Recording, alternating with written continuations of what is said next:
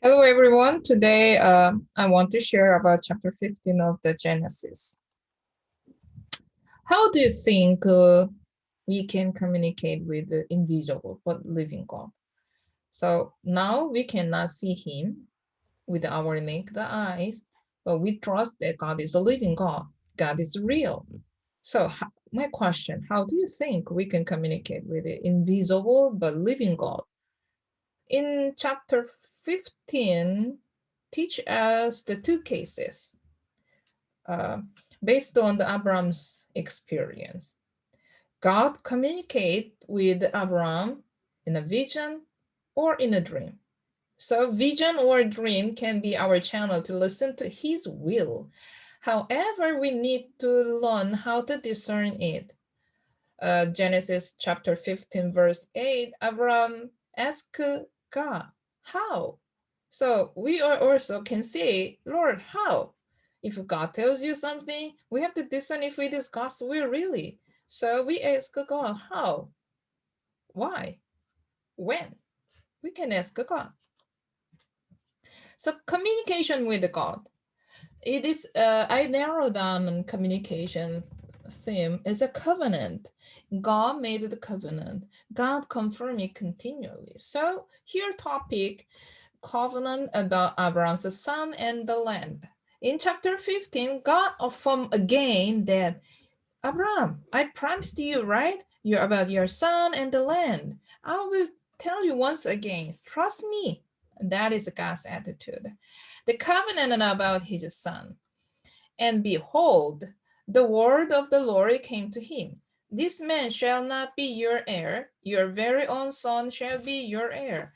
And he brought him outside and said, look toward the heaven and number the star. If you are able to number them, then he said to him, so shall yours offspring be.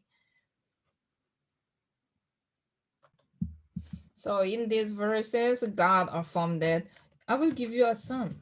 Okay, so if I will make your people big nation, there will be many, many, many, many, many offspring to you. God promised it.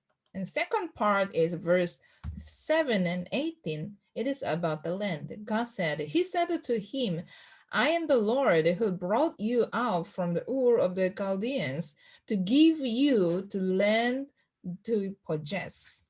So when God sent Abram out from the Ur, he intended to give him this land. The mentioning in chapter 15, he wanted to give this land to Abram. That's why he told Abram to go out from Ur. And then 18 tells like that on that day the Lord made a covenant with Abram saying, to your offspring I give this land, from the river of Egypt to the great river, the river Euphrates. So we can see in chapter 15, God promised Abram to give him his son and the land. We already read those part. Also, God confirmed it with nature. He told Abraham, look at the stars. Can you count all of them? If you can count your offspring. Look at all the world. You can get this land. I promise you, I can give you. So God confirmed his promise, his covenant with nature and with his word. So do not fear. Do you ask God about your future, especially in the pandemic? How can we think about our bright future that then make us worry and fear and nervous? However, do not fear. Do you ask God about your future? Keeping praying. Keep praying for it until he answers you clearly. Now you will ask God, Lord, what is your plan? What should I do? Which university, which job should I get? God will not answer. And then that's why you say, God is not listening. No, stop. Don't stop there. Keep praying. Keep praying for your prayer request until he answers to you clearly. God surely shows or speaks to us through the vision, dream, and his word. As God repeated to confirm it, he will show his will continually in the course of achieving it. So we should not fear. Look at this. God's speech, when he make a covenant, we can see his formula: prophecy first and achievement later. Rather than say after achievement, he say, before that I planned it. That's why it happened. He don't do like that. He prophecy first and achievement later. So here, when we see the Abraham's case, God told him to depart from Ur. That's why Abraham left the Ur with the promise of God. Then in chapter 15, verse 13 says that God told Abraham that, there will be the affliction for 400 years. 400 years. Wow, it is very long period. However, God promised in verse 16 and 21 that I promise you, promise of the return and achieving the land after 4 generations. So it take 404 generations.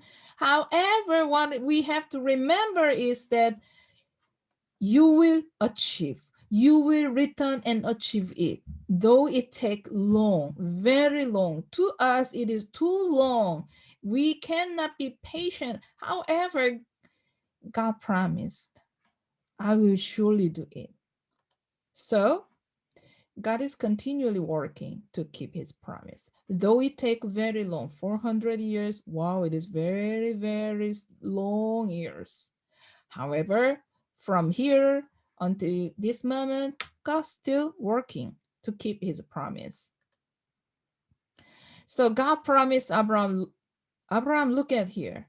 I will give you the land from Nile, the river of the Egypt, and then to the river of the Euphrates. So we can say that God is working. Everything happens within his plan. And finally, we will see his final picture. Thus, do not fear. Now, about your future, we don't know God's final picture. However, if you struggle because of your hardship, please remember it is not end of your story. We didn't see yet your final picture that God planned, but trust God is working. Everything happens within his plan. Do not fear. So, nevertheless, do not fear. Though you suffer, do not fear. Though you are not sure about your future, do not fear.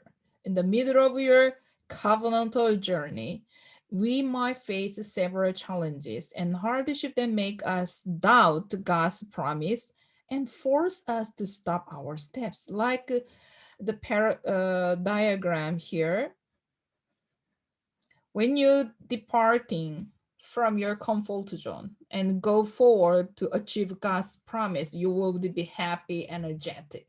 However, if you are in the suffering, can you imagine that this day will come? However, we have to remember God would accomplish it. So wherever you are, God is working. So nevertheless, do not fear. If you are carrying God's promise, you should remember the end of your story is achievement, not the struggle. I want to introduce you Corrie ten Boom. She was a survivor from the concentration camp in World War II. After she suffered in the concentration camp, she confessed like this after she survived. She admitted that the extreme abuse, neglect, and degradation all around made her feel hateful and murderous. Still, she survived the war, and her life's work became bearing witness to the reality of the Holocaust, to the value of all people, and to the unlimited power of God over the limited power of darkness. Through her life, we witness all those things. So After she survived from concentration camp, he quoted a poem like this: "My life is but a weaving between my God and me. I cannot choose the colors he evil steadily. Oftentimes he evils sorrow, and I, in foolish pride, forget he sees the upper and I the underside. Not till the loom is silent and the shutter cease to fly will God unroll the canvas and reveal the reason why. The dark threads are as needful in the weaver's skillful hand as the threads of gold and silver in the pattern he has planned. He knows, he loves, he cares. Nothing this truth can dim. He gives the very best to those who leave the choice to him." What do you think after you read this poem? Where are you now in this course? Are you departing from your comfort zone? Or are you in the suffering? Or are you almost there? Or all is achieved and you already achieved everything? Wherever you are, do not fear. Endure now in faith. Keep going in faith. God will lead you there. Amen. Thank you very much.